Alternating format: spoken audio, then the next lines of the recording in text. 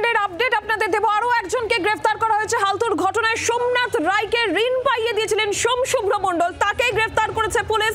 আরো বিস্তারিত বিষয়ে জানাবেন বিক্রম দাস, রয়েছেন টেলিফোন লাইনের প্রতিনিধি। বিক্রম, কি জানতে পারছো?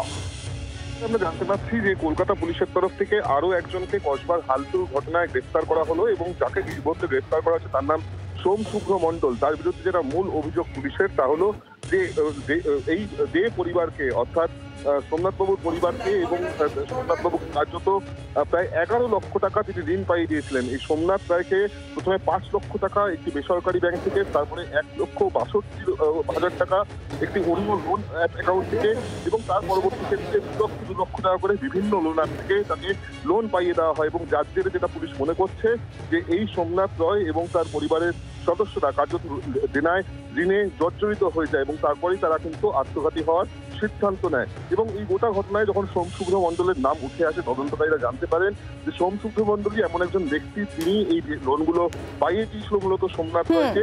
তারপরেই কিন্তু সোমনাথ রায়কে গ্রেফতার করা হয়েছে। বিক্রম, ধন্যবাদ।